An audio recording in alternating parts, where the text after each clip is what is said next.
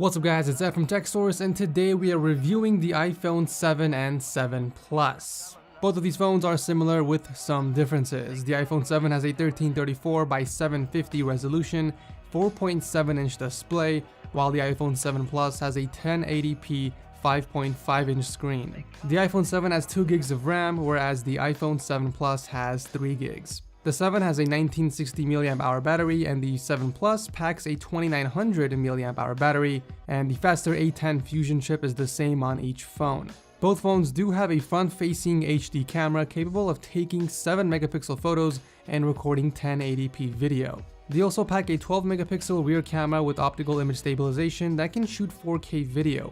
Exclusive to the Plus model is a second rear camera, a 12-megapixel telephoto lens that allows up to 2x optical zoom. Apple has officially ditched the space gray option, replacing it with black and jet black finishes, which seem to have been the most popular options based on initial reception. Apple's new flagships feature the same glass and aluminum design seen on the previous models, with the only notable differences being seen in the blended antenna bands, lack of headphone jack, and a wider front speaker grille. The device is still very slippery to the hand, especially with the matte black option that I have here in the video, but you can fix this problem with a dbrand skin, and I'll drop a link to it down below if you guys want to check that out. This year, Apple has also redesigned the home button to be pressure sensitive, which serves as taptic feedback as opposed to a physical button. It will take some getting used to, but I've started to enjoy it after a few weeks of using the phone. The big change here, however, is the removal of the headphone jack. So you're pretty much left with using the supplied Lightning to 3.5mm adapter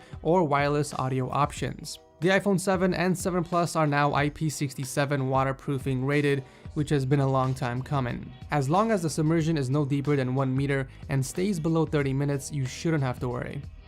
When it comes to the displays, the resolution and size has remained unchanged at 1334 by 750 for the 4.7-inch model and the 1920 by 1080 for the 5.5-inch option.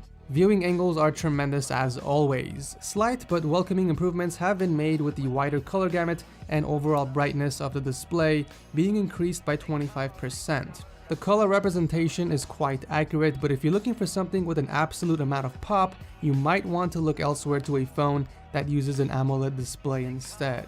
With the increases to battery capacity, Apple is obviously touting the iPhone 7 and 7 Plus as having the best battery life compared to previous iterations. In my testing, I was able to only squeeze an extra hour out of the battery. With light to medium usage, this should be able to get you through the day, even more if you're using the Plus model. Apple doesn't offer any form of quick charging or wireless charging on either model, both of which are now staples of a flagship smartphone. Apple has finally integrated stereo speakers into the iPhone 7. One speaker is the same bottom firing piece as we all know, while the other is integrated in the top earpiece. In fact, here's a quick audio test.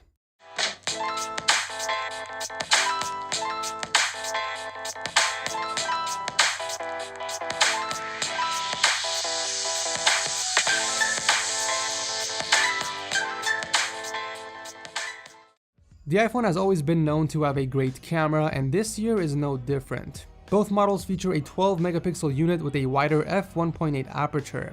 Apple has fitted the iPhone 7 Plus with a dual camera module, a company first that seems to have gathered a lot of interest early on.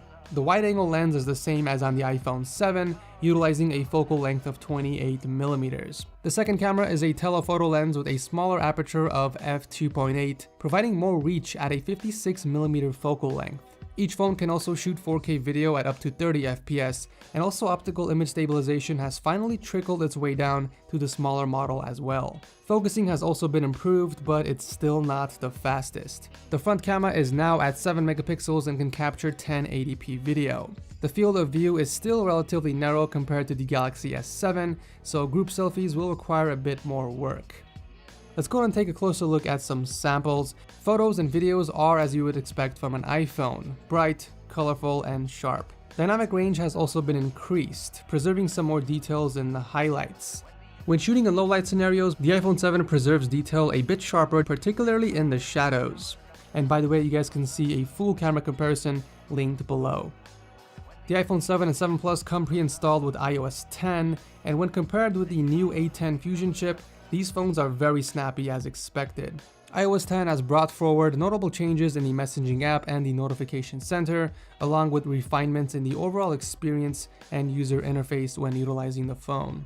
At first, I wasn't really a fan of the touch to unlock feature, but after using it for a few days, I kinda got used to it. The iPhone 7 and 7 Plus is certainly a well-rounded device. However, with the lack of major design changes and must-have upgrades for the most part, it may be hard for many iPhone 6 and 6S owners to justify purchasing the new phone, especially when you compare it to the competitive market of budget and flagship smartphone offerings. That being said, if you're an avid photographer and can take advantage of the dual camera on the Plus, or can appreciate the water-resistant features, now might be the time to pick up Apple's newest flagship. As always, if you guys enjoyed the reviews on TechSource, leaving a like will let me know to continue. Thank you so much for watching, and I will see you in the next video.